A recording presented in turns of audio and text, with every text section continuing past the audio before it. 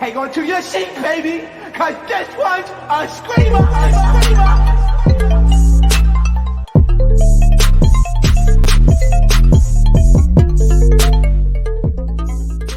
What is going on, entertainers? So today I'm going to be talking about the Chrisean Rock interview with Shaderoom. Before I get started, you already know what to do. Hit that like button. Let me know what you guys think about the interview.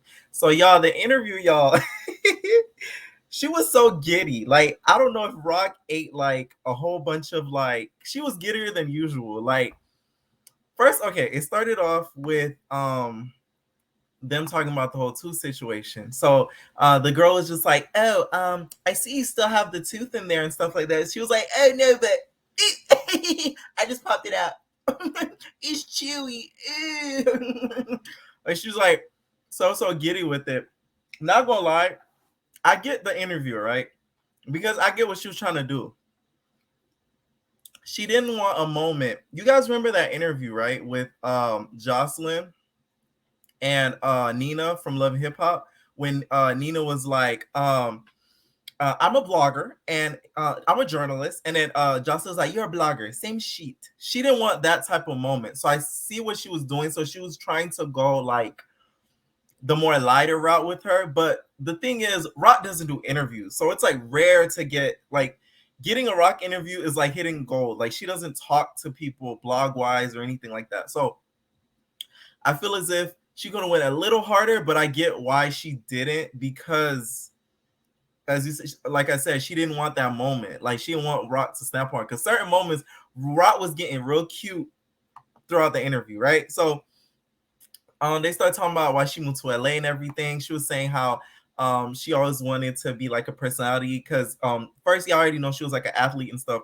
So the reason why she kind of stopped doing that is because that wasn't her passion. She always wanted to be in front of the camera, blah, blah, blah. So I'm like, yes, girl, I know how you feel. So she was saying she wants to be an actress and stuff like that.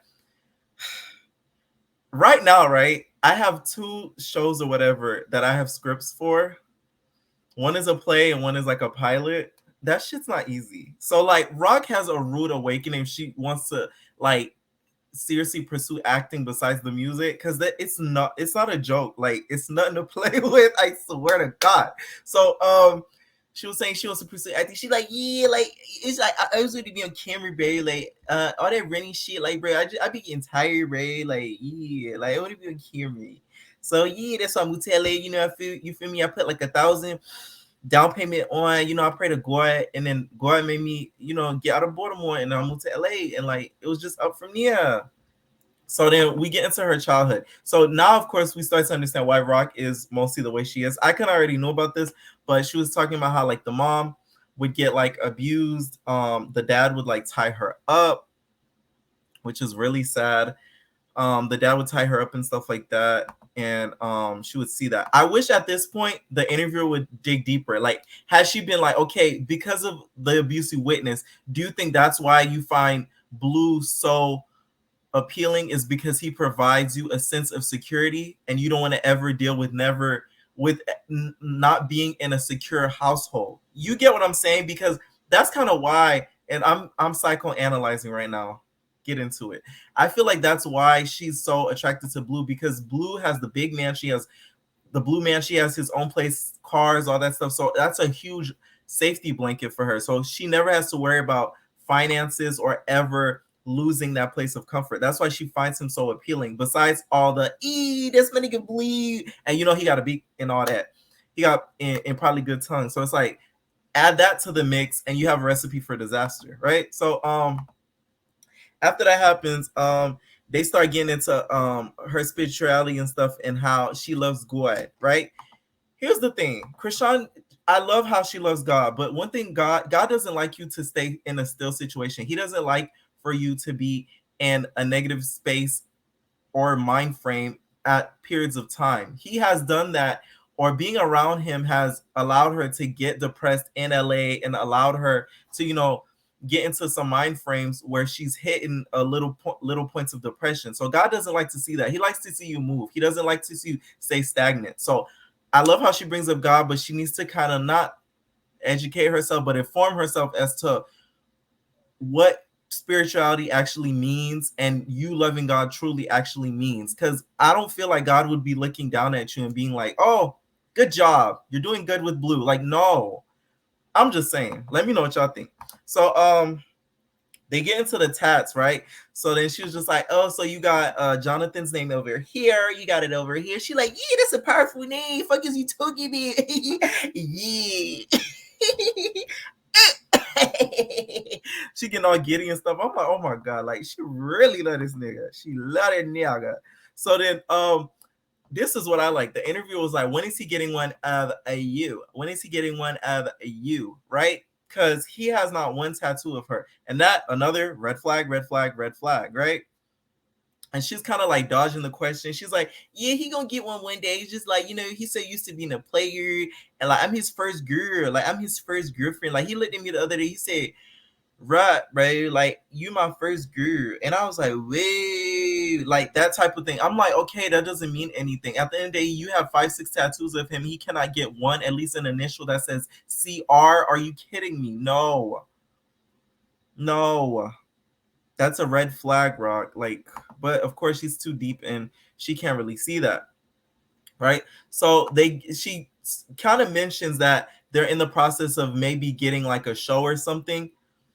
If it's on Zeus, they're gonna exploit the hell out of her. And y'all, I know most of my content is Zeus, but it's just the truth. They're gonna exploit the hell out of her. Like, I just see it. Like, they're gonna go to whatever measures that they can to really get the ratings, because Rock is ratings gold. So her being on a show with herself and Blue, they're gonna do whatever it takes to get those viewers up. And that show is probably gonna be probably beat Jocelyn's Cabaret. I could already see it, because at the end of the day, I feel like Jocelyn Cabaret has ran its course a little bit because they haven't changed the format. With Blue, it's a whole new format. We've never seen Blue on an actual TV show besides Blue Girls Club. And then Rock, we never seen her outside of an all-girls ensemble cast. So it'd be kind of cute to see her kind of live around and do her run around that LA like, Blue, let's get to the skate park, Blue. Like, we want to see that because it's a key. So after that, whatever, they started talking about a daily life between a Bluetooth, aka a Blue Rock, right? So Rock is like, the interview is like, what's the daily life between you and Blue?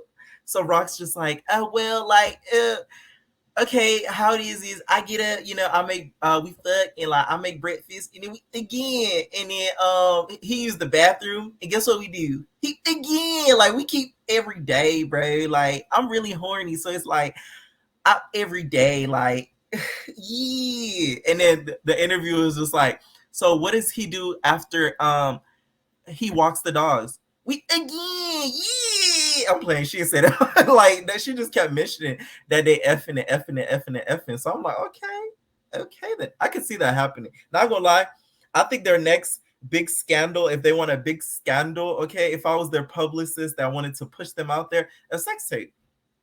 That's what's next in line. We got them street fighting. We did all that. If I was a media person that wanted to push them out there, a sex tape would be the next thing. I'm not even gonna lie. Seriously, that's what it is. She already has him plastered all over her body.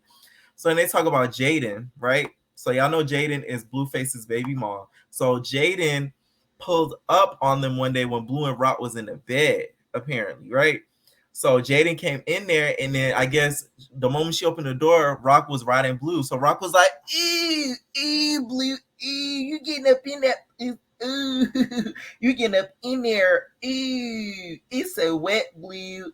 You feel it? It's like a tsunami, Blue. So she was getting up in there, and then Jaden comes in there like, what's going on? What's going on? So they start going back and forth. And Rock says that at one point she got Jaden's phone, and then she ended up throwing the phone at Jaden. So she ended up throwing the phone at Jaden, hitting Jaden upside her clavicle forehead, and the mom tried to jump in, all that. I feel like she kind of shortened that story. Not gonna lie, I feel like her and Jaden actually boxed it out. I don't know if that at that point she was pregnant or not, but who knows? I wish she kind of went into more specifics about it, but it is what it is. She asked her about how Jaden, right, is how she feels about her having Blue having the baby with Jaden, and how she feels about that. That's how this is when you could kind of tell Rock is a little delusional, because it's like she put her feelings to the side in order for herself to feel better. Like she was like, oh, like at the end of the day, we was kind of like broken up or whatever. But at the end of the day, you had plenty of babies and he made you have and plenty of abortions. So if he wanted another baby, he could easily have it with you. So him having another baby with her shows you how he feels about you. That's all I'm saying. So then she was like, yeah, like he be mobbing me because it's like I got rid of so much babies, bro. And like now the nigga see you with a family, bro. Like I don't get it. Like I don't know, bro. Like that's why I'm like, yeah, that's where you should realize that it's not an equal type relationship. Like he don't really see you like that. He probably F with you the long way, but like he never had a baby with you, and every time you got pregnant, he wants you to get rid of it. So they started talking about the fight with the mom and everything. And Blue Rock says she doesn't want to kind of get along with the mom because she wants to cut all the bad people off and just focus on them. No, you can't do that. The mom, I feel like, is always going to be around, and especially the baby mom. She just had another baby, so if that's considered a bad person that you guys want to that she wants to cut off, that's not going to happen, Chrisean. That's not how life works. So like I don't get how what she meant by that. I'm like, no, like that's just not at the end of the day, that's his family, and then he gonna always run back to them and stuff like that. So they start talking about the car situation. So we get a little more clarity on that. When the interviewer asked her, she was just like, oh yeah, so like at that point you didn't have your car, like you didn't have a car, right? And then she was just like, yeah, dude, it's my car. Yeah, it's mine. Mine. It's mine. The fuck? So then the interviewer's like, I'm sorry. She was laughing through a lot of awkward moments. I noticed, like every 2 seconds, oh my god, I'm dead. Girl, I peeped your game. But it's not easy. Rock's not an easy person to interview because she's like all over the place. So she did a good job.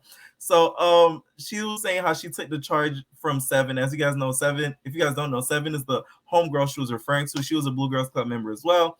So she was saying how Blue met up with her at OKC and they effed in OKC. She was just like, yeah, like he put me up in OKC for like a week, bro. Like, yeah, I could believe that 100%. I think Blue is really capped. The award for the cap is on his head for this year of 2022. I've already awarded it, and we're not even done with the year yet. Is Blueface Baby. The cap is always on his head. Y'all, I should be I low-key want to do merch that says the cap is on his head. Let me know if y'all be down for it in the comments. So she talked about her not being scared to being a simp for Blue. Like, we get it. It's good. What she said was right. Like, she was like, some people be scared to like protest their life with somebody and blah blah blah. But at the end of the day, look at who you're doing it for. That's the problem that we have, Rock. It has nothing to do with you doing it in the manner that you're doing it. Like, we don't like the tattoos and everything because that's a little bit permanent, even though you could get it covered over. But that neck situation, I don't know what you're gonna do about that. But yeah, you're doing it to somebody that's like mentally playing you. So then the interview was like, do you think you need therapy? She was like, yeah, no, like I don't really need therapy. A lot of people think I do, but I have God.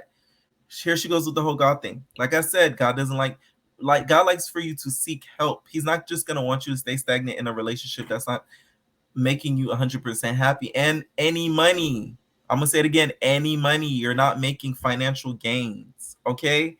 So he's not going to be happy with you being in that situation. He's going to want you to better yourself. If you truly love God, you would know that. So then she was saying she doesn't want to, she's going to sign with Zeus Music. I really think that would be the worst mistake she could ever make. And I'm going to tell you why. Zeus is still a new company when it comes to music. So if she does that, they're not going to know how to manage her properly. Plus, they're going to be too busy exploiting her if they get their show on Zeus to the point where they're not going to be focused on pushing her music out there. I think that would be the wrong move. I feel like they would try to use her for as much clout as possible instead of trying to groom her musically and PR wise to make her a little bit more appealing to the audience. Because a lot of people are getting sick of seeing her all over the Shaderoom and all over the blogs because a lot of people feel like she hasn't really earned her way to be a celebrity status type figure, right?